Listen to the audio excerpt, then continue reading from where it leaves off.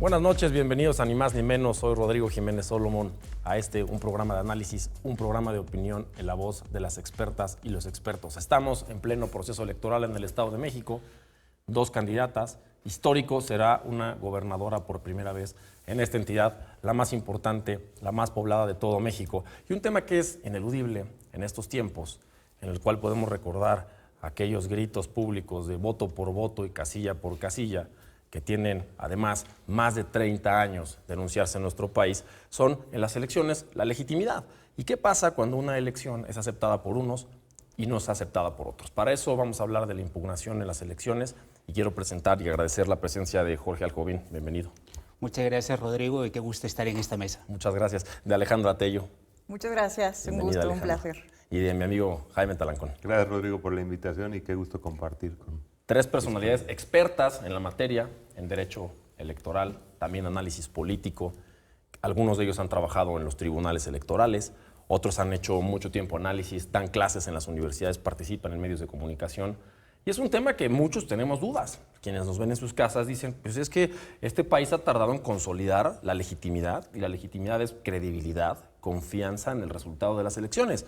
Está además en debate ahorita la reforma al Instituto Nacional Electoral, el famoso Plan B, que ya un ministro de la Corte aceptó suspender a través de un amparo esta reforma, y pues bueno, que está ebulliendo el tema políticamente, porque al final nos importa a todas las mexicanas, a todos los mexicanos, que nuestro voto cuente y que además no se vulnere. Pero ¿qué pasa cuando se lleva un proceso electoral? Siempre hay en una elección un ganador y un perdedor. En teoría, una elección es muy poco probable que se empate. De hecho, nunca ha pasado. O sea, en las elecciones de un cierto nivel nunca ha pasado que tengan exactamente el mismo nivel de votos. El mismo número exacto, que diga, yo tuve 100 y tú tuviste 100. Lo que pasa es que entre más chica es la diferencia, más dudas existen. Y no podemos olvidar dos casos emblemáticos de nuestro país. El de 1988, cuando el presidente Carlos Salinas de Gortari ganó la elección y Cuauhtémoc Cárdenas la perdió, que fue, podría decir yo, de la etapa moderna de México, la primera vez que se habló de un fraude electoral, de esa famosa caída del sistema que todos conocemos, que se cayó el sistema de votos. Y después también la elección del 2006, donde el ahora presidente López Obrador perdió la presidencia con Felipe Calderón y se tomó el paseo de la reforma por meses y generó una crisis brutal a las decisiones del Instituto Federal Electoral entonces, que hoy derivan precisamente en ese tipo de reformas que se están impulsando al INE, que tienen este contexto histórico. Pero ¿qué pasa cuando en una elección no están de acuerdo con los resultados que hubo y cómo determinó la elección del Instituto Electoral? ¿Qué es lo que sucede? Mira, yo te lo voy a responder primero, como lo dirían los puristas, que existe un sistema electoral abigarrado, donde tenemos una autoridad administrativa, que es el Instituto Nacional Electoral, antes IFE, y que se tiene una sala superior del Tribunal Electoral del Poder Judicial de la Federación. Pero la gente en casa también me dirá, oye Jorge, no te pongas tan aburrido y no hables de manera institucional, vamos a decir las cosas como son y por su nombre. ¿Qué ocurre aquí? Hay una negociación política y hoy lo que tenemos es una polarización. ¿Y qué ha pasado?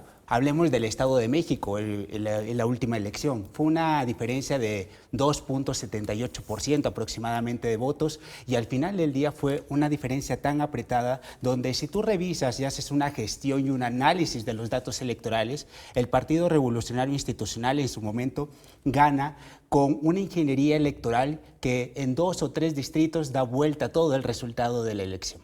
Y por lo tanto, hoy por hoy nos estamos dando cuenta que no es simplemente por parte de la autoridad administrativa decir quién ganó o no ganó, sino también está el tema de la legitimidad. Y es aquí donde, por ejemplo, surgieron distintos temas en el Estado de México, las tarjetas rosas, que ya tenía un antecedente en el año 2012 con estas tarjetas Monex, las tarjetas Soriana, etcétera, donde el tribunal también, habrá que decirlo, y con el perdón aquí de los presentes, el tribunal es esquizofrénico. ¿Por qué? Porque cuando le conviene da un criterio y cuando le conviene da otro. ¿En qué sentido? Por un lado te dicen que no se podía probar objetivamente que ese programa social estaba llegando y que se estaba materializando en la realidad.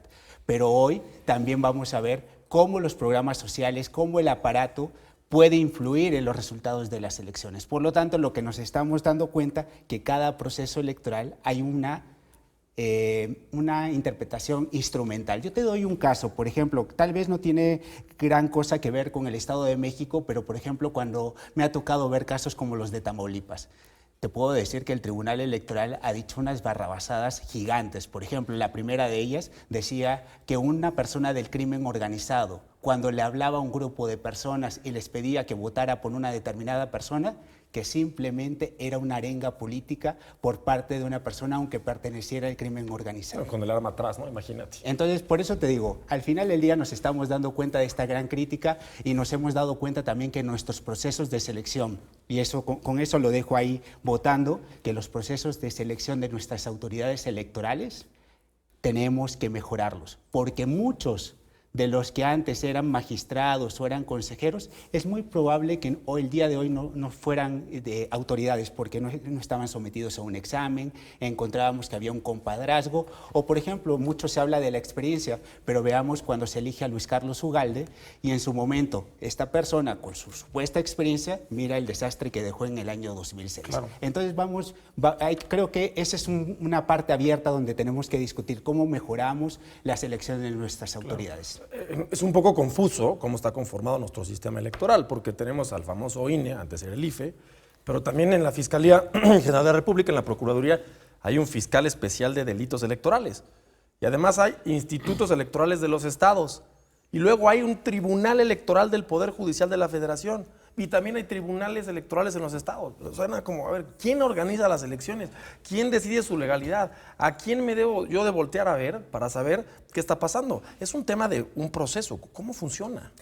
Sí, creo que ha faltado mucha pedagogía pública justamente para que la ciudadanía, todas las ciudadanas y ciudadanos sepamos bien cómo funciona, ¿no? Creo que hay que partir del hecho de que somos una federación y que justamente hay elecciones federales para elegir la Cámara de Diputaciones, el Senado, la Presidencia de la República, pero también estamos conformados por 32 entidades federativas y hay elecciones locales, ¿no? Entonces, antes de la reforma justamente de 2014 había como un sistema un poco más organizado en ese sentido federalista, ¿no? El Instituto Federal Electoral organizaba, administraba las elecciones federales y con excepción de la materia en radio y televisión, porque después de la controvertida elección de 2006 que tú ya señalaste, modificamos esa atribución para que solamente sea el Instituto Nacional Electoral que regule los tiempos del Estado en radio y televisión en las campañas electorales para volver las elecciones más equitativas. Pero justamente se empieza a complicar todo a partir de 2014, ¿no? Hoy el Instituto Nacional Electoral tiene atribuciones nacionales también respecto de elecciones locales, y eso es lo que ha vuelto un poco complejo nuestro sistema electoral. Entonces, creo que falta mucha pedagogía pública para explicar a la ciudadanía por qué hay INE, por qué hay OPLES. También se ha confundido, ¿no? que los OPLES tienen atribuciones que se empalman con las atribuciones de los órganos desconcentrados del INE, lo cual es falso. Pero creo que justamente hay que ir delimitando, ¿no? El tipo de elección, el tipo de autoridad. Y creo que también facilita saber que una cosa es la función de organizar, que lo hace el INE y los OPLES, otra cosa es la función de calificar, claro, de tutelar los derechos políticos electorales, que eso lo hace el tribunal, de controlar la legalidad, la constitucionalidad, la convencionalidad de los procesos electorales, que eso le corresponde a las autoridades jurisdiccionales, y la responsabilidad penal electoral, que tiene que ver con los delitos electorales, que es lo que hace la Fiscalía Especializada Oficial antes FEPADE, ¿no? Entonces, están todos metidos en las elecciones, ¿no? A ver, Jaime, para ser un poco claros, estamos viendo una elección. La organiza el Instituto Nacional Electoral, quien nos credencializa, quien organiza las urnas, quien emite las boletas, quien registra a las candidatas y candidatos, quien hace al final el conteo de votos, quien emite una opinión, el famoso llamado PREP, prácticamente el mismo día de la elección, y después entrega la famosa constancia de mayoría. Pero pues todos los políticos y las políticas saben que no son diputados, diputadas, gobernadores, presidentes, hasta que el Tribunal Electoral no se pronuncia sobre la legalidad de la elección. Y el Tribunal Electoral depende del Poder Judicial. O sea, en verdad, quien define al final si una elección es o no es el Poder Judicial. Bueno, en términos generales sí. Digamos que realmente la única elección que hasta que no determine el Tribunal Electoral es la presidencial. Es decir, claramente por ley está señalado que será el tribunal, la sala superior del Tribunal Electoral la que hará la calificación final de la elección presidencial. ¿Aún si no se impugnó? Aún si no se impugnó, pero esa es la única. En el caso de los demás cargos de diputados federales y senadores,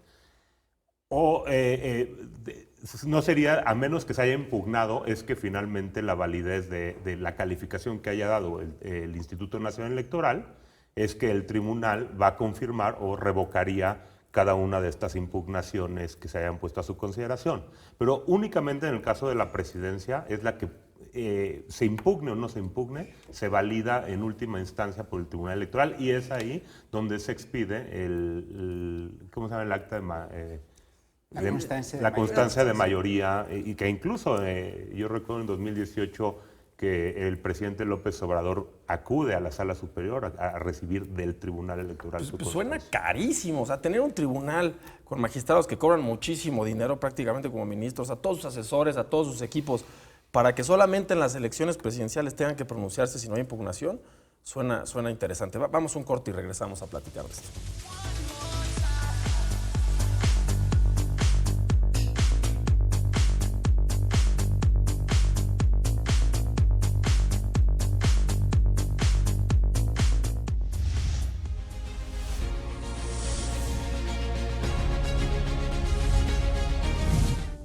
El Tribunal Electoral del Poder Judicial de la Federación está integrado por una sala superior, integrada por 7 magistraturas, 5 salas regionales, con 3 magistraturas cada una, y una sala especializada para atender asuntos relacionados con la fiscalización de los recursos de los partidos, la propaganda y los actos anticipados de campaña. A la fecha, el tribunal ha recibido 259.244 asuntos, de los que ha resuelto 258.733, 507 asuntos se encuentran en sustanciación y 4 en estudio de competencia.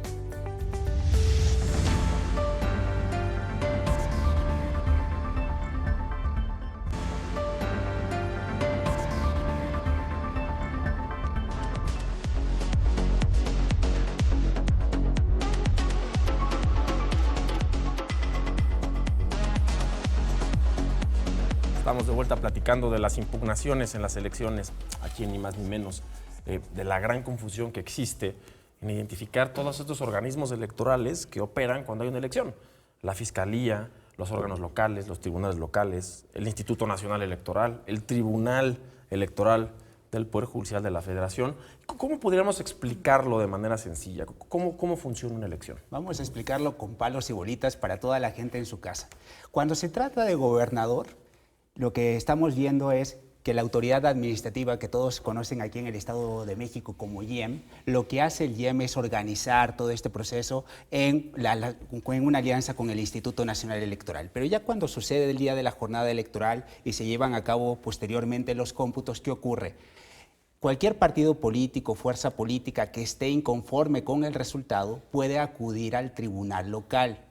¿Y esto qué significa? Que cuando se trata de gobernador hay un monte Olimpo de los elegidos, que es la Sala Superior del Tribunal Electoral del Poder Judicial de la Federación, y dice, todos los casos en donde no estés conforme con la decisión del tribunal local, la voy a revisar yo como Sala Superior. Y por lo tanto, reitero, es este monte Olimpo, estos magistrados que tienen aspiración para ser ministros de la Corte, pero que no lo son y que su estatus simplemente es de materia electoral.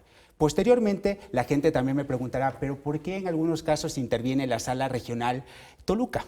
Y efectivamente interviene cuando se trata de casos donde tenemos presidencias municipales y tenemos las diputaciones locales. Por lo tanto, el Tribunal Electoral te dice, por el propio diseño del sistema, te dice, cuando es municipios, cuando es diputados, no me hagas perder mi tiempo, no voy a intervenir de manera inmediata y por lo tanto sigue toda la cadena impugnativa. ¿Qué significa esto? Inconformarme.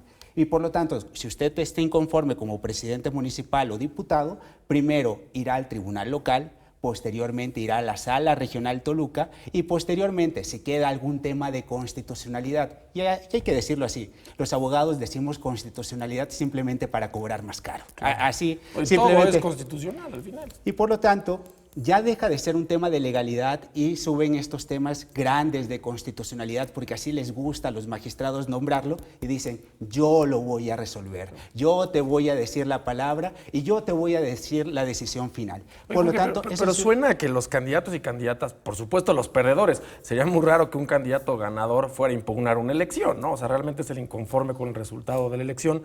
suena que tienen muchísimas vías para impugnar y puede hacerse un proceso, además, muy caro y muy largo. Muy engorroso, y aunque tú no lo creas, Rodrigo, hay un término que está entre los litigantes que dices, vamos a vacunar la elección. ¿Y qué significa? Que aunque hayas ganado algunas casillas de manera selectiva, las estás impugnando. Y aquí es importante para la gente también de lo que decía Ale, alfabetización mediática, que esto es transmitirle a la gente y aclarar las ideas.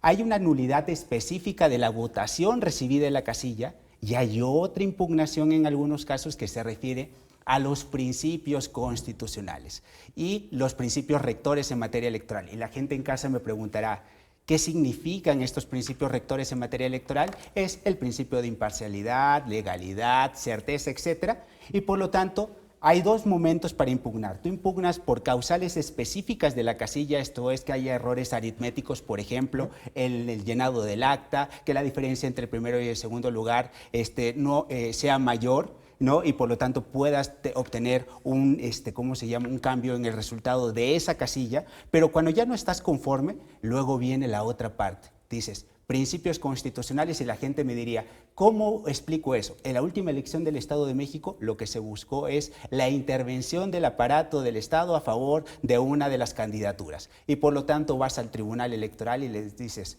oye, afectó de tal magnitud, es determinante esa violación, esa afectación, para decirlo de manera mucho más clara, porque como entenderás, los abogados les encantan estas palabras. Por ejemplo, en el reciente concurso de consejeros electorales escuchábamos insaculación, qué fea palabra. Yo decía, mejor hablemos de sorteo, tómbola, o démosle un nombre que la gente realmente entienda. Es como ir al doctor y que el doctor te diga, tienes un hematoma, y dices, ¿de qué voy a morir? No, es un moretón. Pues dígame eso, doctor. Mira, tengo un moretón. Déjame ¿no? decírtelo, hasta cuando tú escuchas las palabras, este tipo de palabras, dicen determinancia, y uno dice, la tuya, oye, hombre, ¿qué pasó? ¿No? Entonces, al final, eso es importante, y ese punto simplemente lo dejo. Hay dos momentos: impugnación específica de los resultados en la casilla, y luego lo que se refiere a principios constitucionales, que al final del día la gente lo encuentra como algo etéreo, algo lejano, pero simplemente es intervención de recursos públicos o no, el aparato del Estado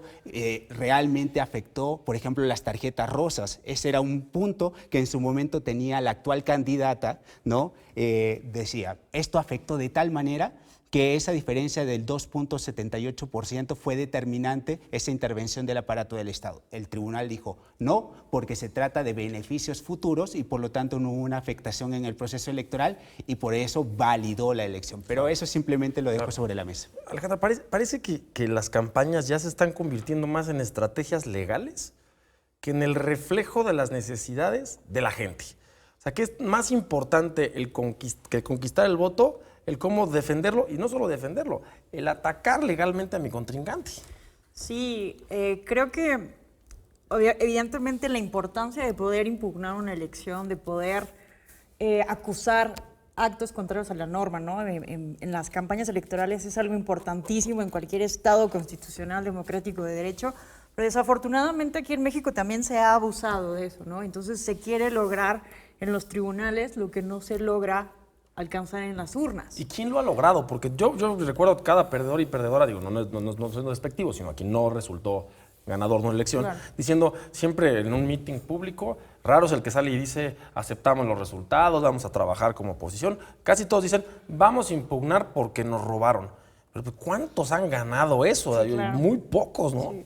Sí, no, es ridículo esto, y evidentemente hace mucho daño a la legitimidad de las propias elecciones, pero sí tenemos que sopesar, ¿no?, que por muchísimos años en nuestro país no hubo un control de la constitucionalidad, de la legalidad de los procesos electorales. Hay que entender la razón de ser de nuestro sistema. Claro. O sea, sí podemos ser críticos con el Tribunal Electoral, con el INE, con los propios partidos políticos y sus estrategias, pero creo que también hay que entender la razón de ser de esto, ¿no? Por muchísimos años hubo un sistema de partido hegemónico que no permitía la competencia y que había muchas prácticas, malas prácticas electorales, fraudes, y no había un órgano jurisdiccional que pudiera decir esto sí es ilegal, esto no es legal. Evidentemente hay muchas fallas, pero creo que se está intentando al menos, ¿no?, que el conflicto se institucionalice. Eso a mí me parece importantísimo, Claro. porque cuando no hay mecanismos legales para recurrir cuestiones injustas, pues lo que queda es la violencia o la imposición. Claro. Y el Estado de Derecho es la única herramienta que tenemos los de a pie para tener democracia.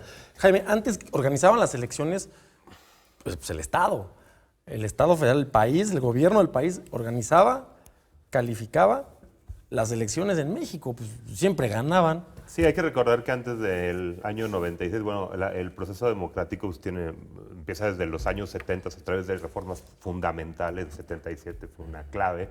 Pero para hacer la historia un poco más corta, recordemos que en el 88 hubo un gran fraude electoral y a lo mejor hay mucha polémica de si fue fraude o no. Y el problema es un poco lo que mencionaba ahorita Ale, y lo que mencionabas tú, Rodrigo, que el órgano, al depender del gobierno, pues era juez y parte.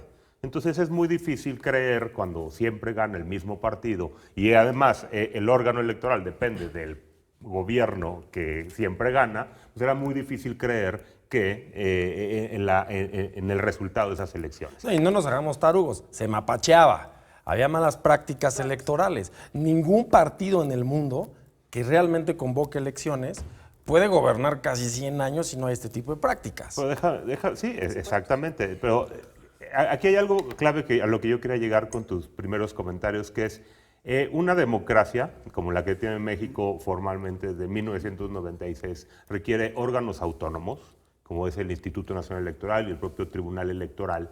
Requiere certidumbre de sus procesos electorales, certeza en sus etapas electorales e incertidumbre de los resultados, pero algo fundamental, que es lo que falta y carece México de ello, que es la aceptabilidad de la derrota, como decía Felipe González, que es reconocer, y como mencionaba ahorita Ale, querer ganar en los tribunales lo que no se ganó en las urnas, y en ese sentido México está en pañales porque todo se quiere judicializar. Y aparte, en el derecho comparado, en un análisis internacional, pues ¿cuántos países tienen un tribunal electoral que depende del Poder Judicial para calificar y que está obligado a pronunciarse sobre la legalidad de una elección presidencial? Es que es un poco partir del hecho de que las cosas están mal hechas. O sea, un tribunal tiene que intervenir en México para decir el presidente o la presidenta que ganó la elección sí la ganó legalmente. ¿Por qué?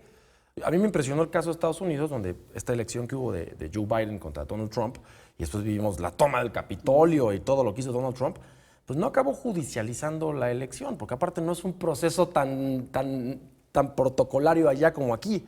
Allá puede haber la intervención de un juez a petición de parte, pero no existe un tribunal para eso. O sea, parece que en México nos curamos un poco en salud creando un tribunal, porque es como el acento final a decir sí se hizo bien. Es que la raíz, por ejemplo, tú la vas a encontrar cuando se funda el INE. Jorge Carpizo, en una de las sesiones, habla de la feria de las desconfianzas. Y eso es lo que hemos tenido en nuestro país, una desconfianza total en justamente lo que tú decías. Como un partido único nos levantábamos y parece que el dinosaurio sigue ahí, ¿no? Entonces, al final del día hemos manejado esa lógica de la desconfianza y es propiamente de dos narrativas al final del día. Unos dirían que Alejandra, a partir de su discurso, es una conservadora y otros dirían, pues tienes que estar del lado correcto de la historia, ¿no?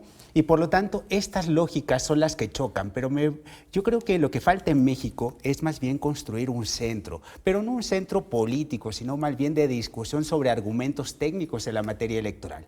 ¿Y qué significa eso? Yo leía muy atentamente hace algunas semanas algunos tweets de Ale y decía, qué lástima que se pase de un Estado constitucional a un Estado legislativo, pero más bien lo que creo que lo que tenemos que fomentar es un nuevo diálogo de la autoridad electoral y que sea sensible también a las propias realidades. Claro. Yo lo decía así, por ejemplo, cuando tú ves realmente el entorno social que existe en México, me parece que Macondo ya despertó diciéndolo de manera literaria, como decía García Márquez. ¿Por qué? Porque nos damos cuenta que en América Latina, cuando tú revisas los propios indicadores del Latinobarómetro, más de la mitad de la gente estaría dispuesta a cambiar su sistema democrático siempre y cuando les vayan a satisfacer sus necesidades básicas. Y me parece que es ahí, en ese punto, donde la propia autoridad, el juez por casa empieza, el buen juez por casa empieza. Y yo diría esto nada más.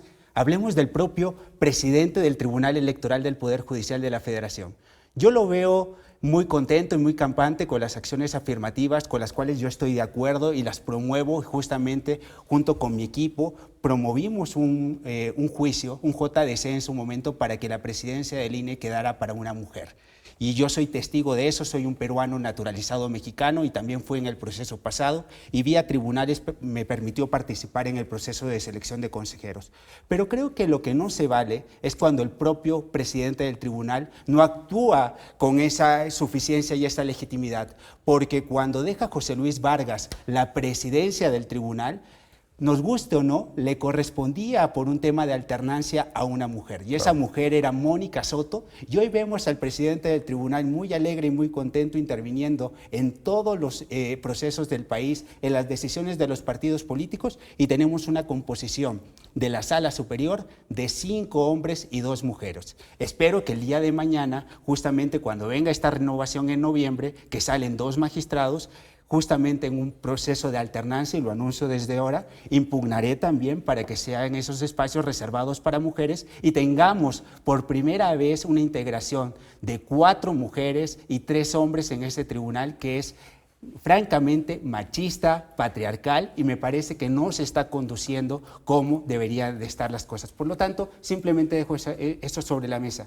¿Cómo una autoridad te puede pedir que cumplas algo cuando ellos mismos en casa no lo tienen? Si no, vamos revisando cada una de las áreas del Tribunal Electoral y créeme que te vas a encontrar horrorizado donde simplemente los cargos directivos están vetados para mujeres. Si no, mira, una mujer talentosa como Alejandra, yo le preguntaría cómo está en el propio Tribunal Electoral. Vamos a un corte y regresamos a platicar de cómo está conformado el Tribunal Electoral.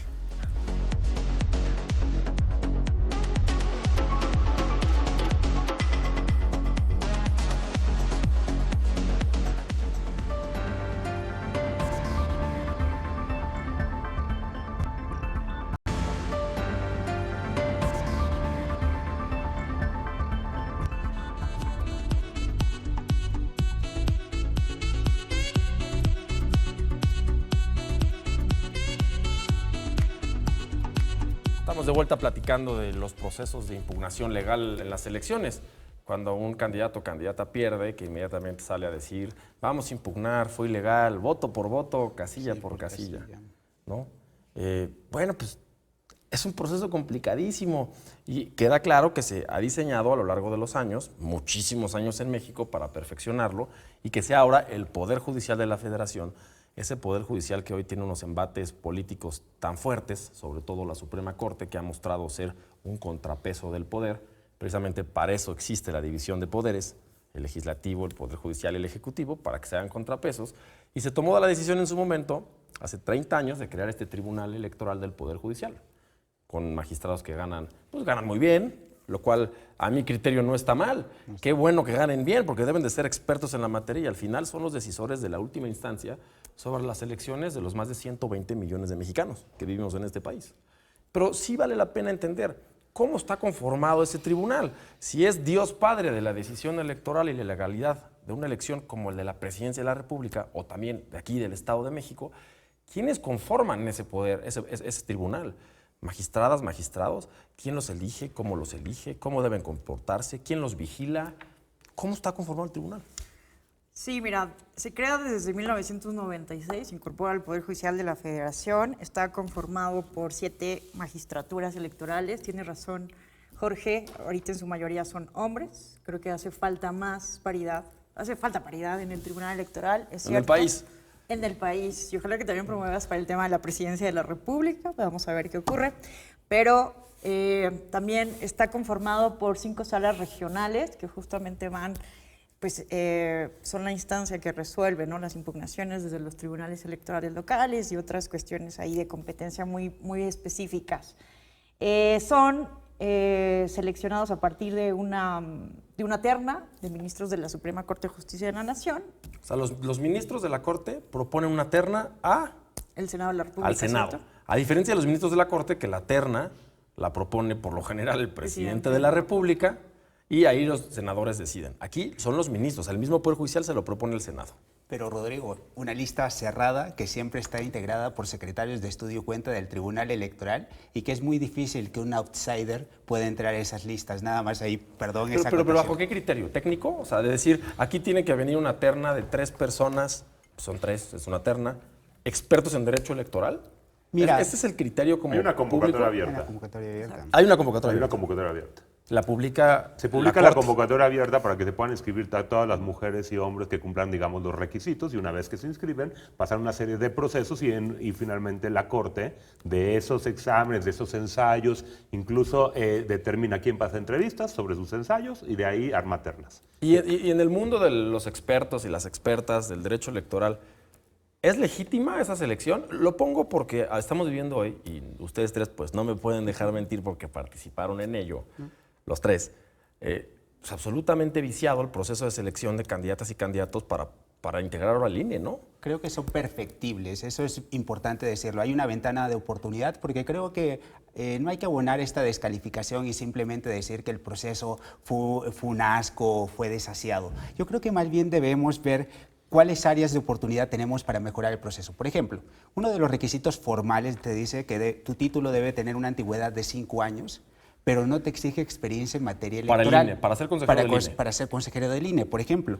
Entonces uno dice, imagínate que yo simplemente fuera experto en derecho energético y llego y digo, pero también quiero ser consejero del INE y voy a aprender rápido. Entonces, al final del día, imagínate que el día de mañana a mí me nombren en Sedena y diga, pues yo soy experto en materia electoral, pero quiero tener el área de seguridad más importante del país porque tengo una facilidad de aprendizaje muy rápida. Entonces, habría que ver ahí cómo mejoramos ese proceso. O, por ejemplo, la propia integración del comité de evaluación. Por ejemplo, cuando te enfrentas a consejeros electorales, vemos que están muy contentos primero los 7 integrantes del comité y luego en prensa cada uno dice, el proceso fue legítimo y hay otra persona que da un voto particular. Claro. Por lo tanto, también en el tema del examen, ¿cuáles preguntas realmente si están certificadas por una institución o no? En el proceso pasado estuvieron certificadas por el Ceneval y ahora estuvieron certificadas simplemente por la palabra de un comité técnico de evaluación. Y por otro lado, yo también te diría algo, Rodrigo, cuando te vas a los tribunales, y por eso es mi crítica, porque yo sí creo que hay una cúpula y una realeza electoral. Porque cuando tú revisas las listas, por ejemplo, de salas regionales, ves que estas listas al final simplemente están integradas por gente del Poder Judicial, de este Tribunal Electoral y de la Suprema Corte, entre ellos se protegen y finalmente cuando ves la propia integración te das cuenta que simplemente les dan las salas que tienen menor padrón a las mujeres. Por ejemplo, ves Jalapa y Monterrey, pero las que tienen mayor padrón, por ejemplo, Toluca, Ciudad de México, ¿no? Al final del día la ves construida la lista simplemente para hombres. Claro. Lástima que nadie en el tribunal ni las propias mujeres que están en estos concursos puedan impugnar, porque aquí simplemente dejo esta crítica. El tribunal te dice, si eres hombre, no tienes interés jurídico, aunque veas que están afectando a una mujer. Claro. Y entonces aquí me obligan a mí que haga la impugnación y también con mi equipo y junto con una mujer tenga que, a través de una mujer, integrar este tipo de impugnaciones. Entonces digo, realmente es un criterio anacrónico. O por ejemplo, cuando impugno en el tema del Tribunal Electoral junto con mi amigo el magistrado Jesús Ociel Baena, me dicen a mí, oiga, usted no es parte de la comunidad, entonces de la diversidad sexual, usted no puede venir al tribunal a alegarnos eso. Entonces al final del día creo que esos criterios son anacrónicos porque es tanto como ver que le están pegando a alguien aquí enfrente y que te digan, oye Rodrigo, usted no se meta porque usted no es ¿qué mujer. te importa? No es tú. Y vivimos hace no mucho una crisis en el Tribunal Electoral en la elección de su presidencia que fue muy notoria, ¿no? Empezó la famosa grilla entre los magistrados y magistradas diciendo si el que era presidente se gastaba tal cantidad de dinero en sus comidas personales, si contrataba a sus amigos, no los contrataba. Y vimos además atrás a los partidos políticos. Si hay entidades que tienen interés en quiénes son magistradas y magistrados electorales, pues claramente son los partidos políticos quien al final va a votar sobre estas ternas que manda la Suprema Corte. Sí, yo creo que ahí está el tema central. Todavía los partidos políticos tienen mucho poder de influencia en este tipo de concursos, ¿no? Justamente, ya que Jorge hace referencia a mis tweets, en estos días tuiteé justamente que hay que reconocer que la integración del Consejo General del INE se ha venido haciendo a partir de un sistema de cuotas partidistas. Claro. Entonces, ¿dónde está el espacio auténtico para que la ciudadanía, los outsiders del sistema realmente puedan llegar a ocupar esos cargos tan importantes? Porque también hay que recordar que desde una perspectiva de derechos humanos, todas las mexicanas y mexicanos tendríamos que tener derecho a integrar una autoridad electoral. Claro. Sin embargo, Pero Josué, ¿qué quiere decir? ¿Que la podemos votar? no, que tenemos derecho, yo, Alejandra Tello, Jorge... A formar parte de. A formar parte de. No a elegirla, Exacto, a formar parte de. formar Porque es un parte. tema de los que se ha debatido en la reforma. Y que además la ciudadanía también tiene derecho a participar en los procesos de designación del Consejo General del INE en términos del artículo 41 constitucional. Y que los partidos políticos ciertamente han acaparado gran parte de estos procesos. ¿Tú haciendo- estás a favor de que los ciudadanos puedan votar quiénes No. sean sus consejeros No, electorales? yo creo que obviamente ha sido una discusión esto ya muy acalorada hace algunos meses, años. Creo que no sería la solución, pero creo que sí hay que revisar, como dice Jorge, todos los procesos son perfectibles y me parece que este proceso particularmente está reflejando el problema de que al final del día sean las cuotas partidistas las que determinen quiénes llegan al final a las quintetas. Claro. Jaime. Entonces, No, es que ahí yo creo que es muy importante recordarle al auditorio que todos en esta etapa del proceso de integración del Instituto Nacional Electoral hay dimes y diretes de todas las fuerzas políticas diciendo que tales o tales candidatos y candidatas están politizados y que los integrantes del actual Consejo General del INE actúan de manera partidista. Pero el diseño primero, ¿quién hizo el diseño institucional tanto del Instituto Nacional Electoral como del Tribunal Electoral? Los políticos. ¿Quiénes designan a los integrantes del Instituto Nacional Electoral y del Tribunal Electoral? Los políticos. Y lo atienden en buena parte, pues atendiendo a cuál puede representar más los intereses de cada partido.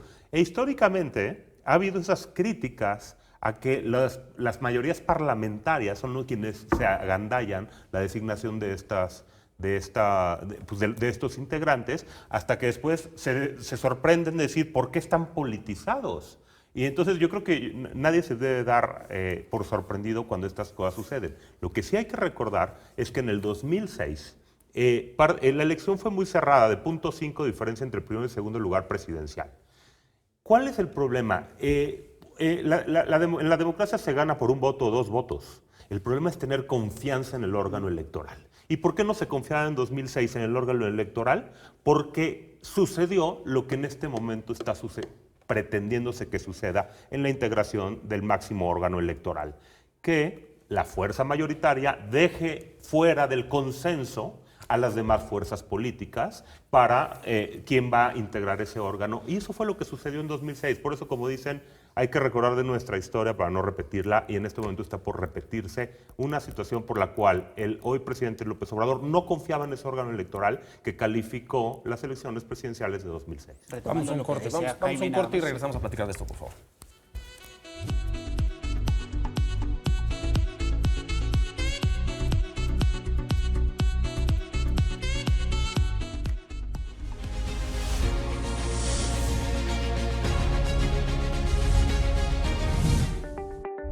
En las elecciones de 2021 en el Estado de México, el Tribunal Electoral del Estado de México anuló la elección en Tepotzotlán y ordenó celebrar una extraordinaria, al considerar se violó la equidad de la contienda y utilizó símbolos religiosos en campaña. De 1996 a 2022, las autoridades electorales han anulado 3 elecciones de gobernador, en 2000 la de Tabasco, mientras que en 2003 y 2015 las de Colima.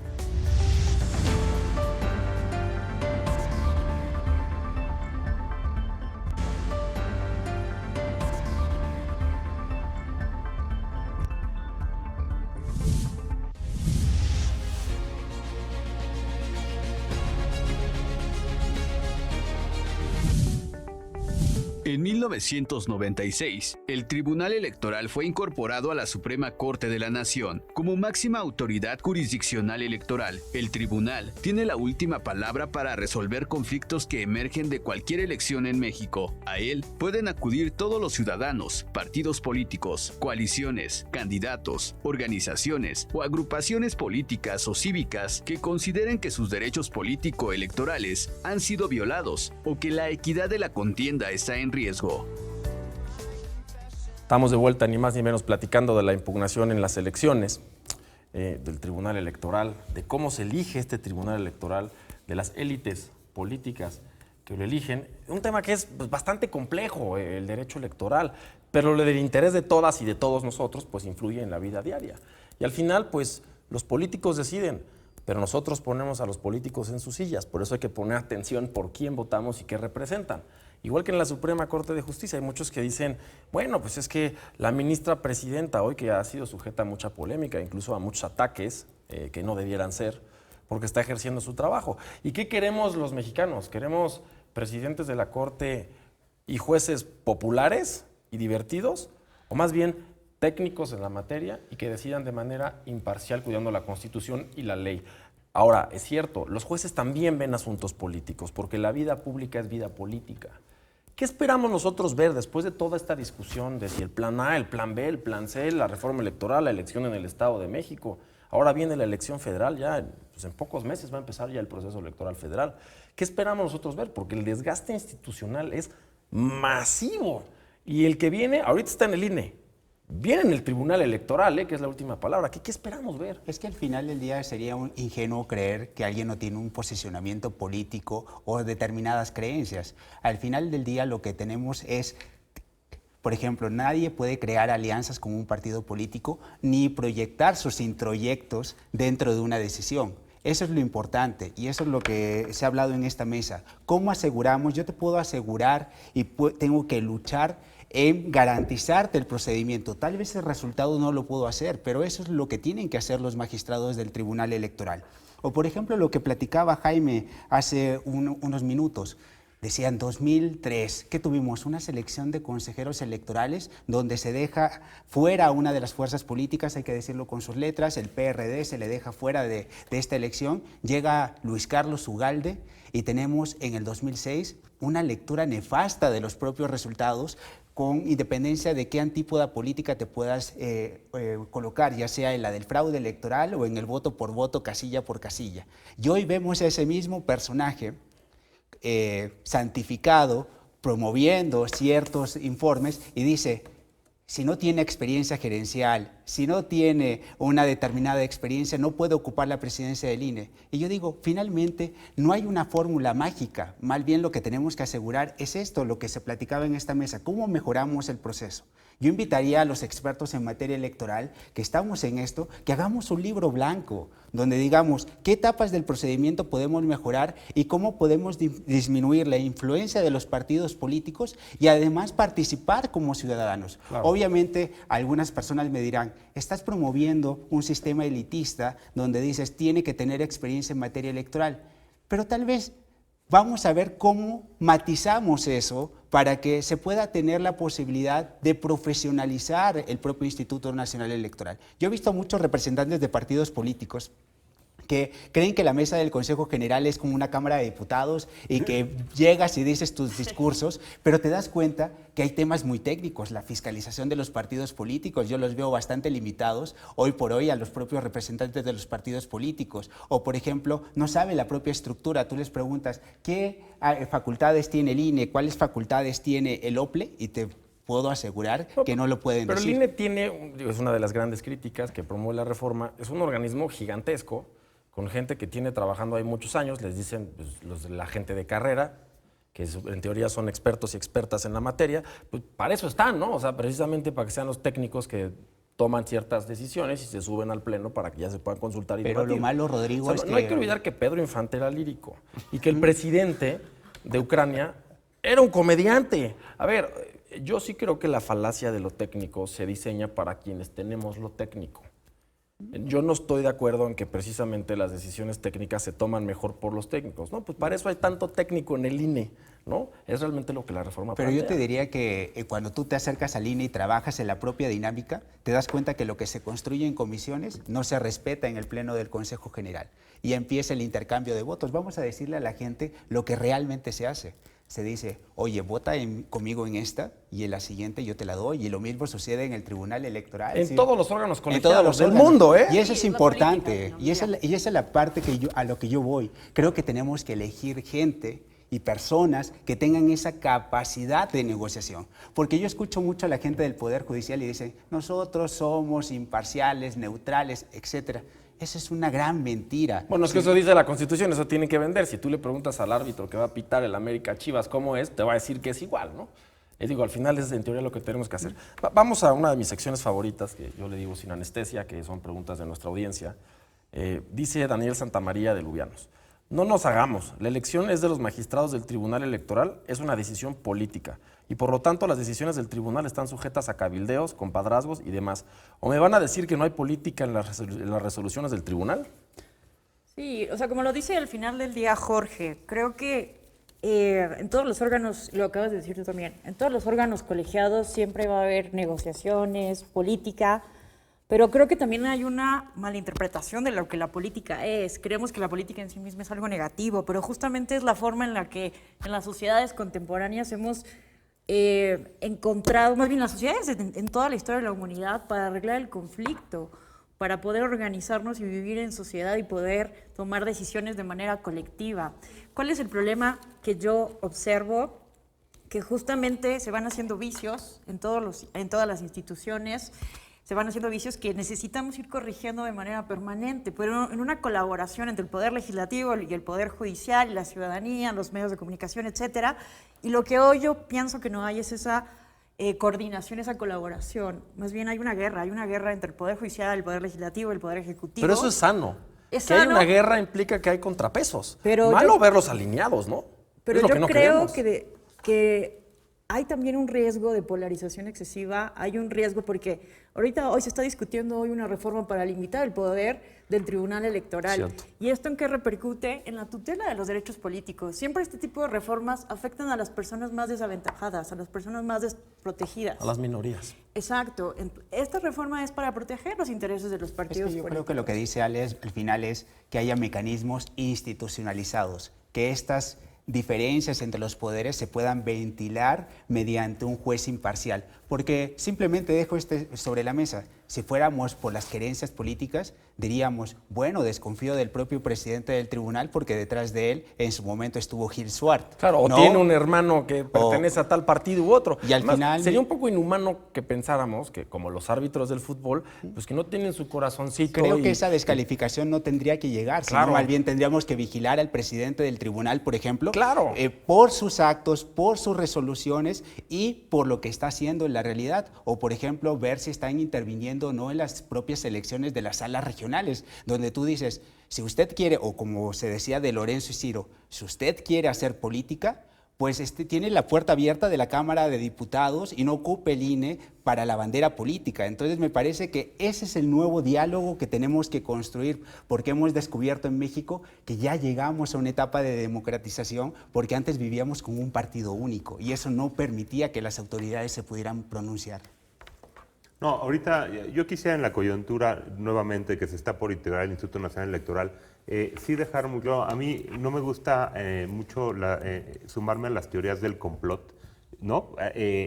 Porque el país no necesita más polarización, me parece, sino que en este momento lo que el país necesita es gente comprometida con la democracia, gente comprometida con el país.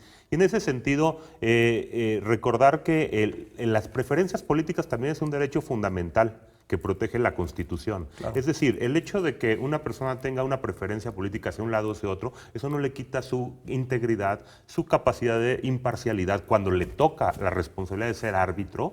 Y en ese sentido creo que es fundamental no tener ni filias ni fobias hacia que la gente ha tenido algunas preferencias.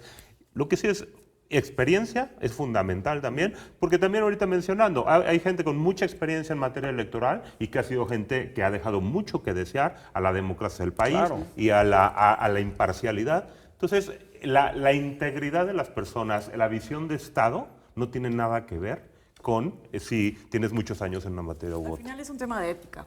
Si no trabajamos la ética, la parte cultural, no vamos a solucionar los problemas. Al final del día tenemos el pecado de origen. Por ejemplo, yo te lo comento, Rodrigo. A mí siempre me dicen, cuando me acerco al tribunal o me acerco a alguna institución pública, me dicen, tú en 2014 fuiste representante del Partido Acción Nacional ante la mesa del Consejo General del INE.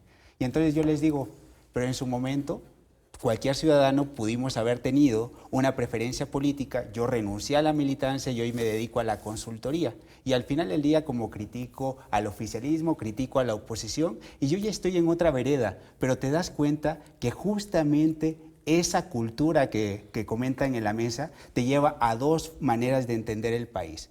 Una cultura donde yo te descalifico y te digo eres familiar de o trabajaste en y por eso te descalifico, o simplemente gente que te llega a decir defendiste determinado caso y por eso te voy a vetar en el propio concurso. Entonces comienzas a darte cuenta cómo funciona este país, o te acercas a la sala superior y te dicen, oye, desempanízate y luego me vienes a ver. Entonces yo digo, al final del día, yo también le diría lo mismo a los magistrados, así como te cierra la puerta, por eso también tienen las puertas cerradas en el propio legislativo, porque no hemos entendido que tenemos que trascender esas fronteras. Pero te digo la realidad, porque muchas veces aquí se viene a platicar muy bonito, muy pomposo, pero yo le explico a la gente lo que sucede en las entrañas del propio tribunal, y muchas veces yo también, como nos ha pasado a muchos, cuando vamos con los clientes o vemos que hay un cambio de ropa para decir que soy de izquierda y luego en el restaurante me pongo otra ropa con un determinado saco de marca o unos zapatos. Al final del día todos estamos dentro de esta vorágine y creo que lo que tenemos que hablar es por nuestros actos, claro, y no tratar de uniformar a la gente o decir tienes un pecado de origen y por eso ya no entras aquí al Tribunal Electoral. Importantísimo mensaje. No se trata de decir malos, ¿no? Somos buenos, malos, somos de ellos, somos de los otros, todos somos mexicanos y queremos que nuestras elecciones se respetan. Muchas gracias, se nos fue el tiempo. Agradecemos mucho sus presentaciones. Ya escuchamos impugnación a las elecciones, ni más ni menos. Muchas gracias.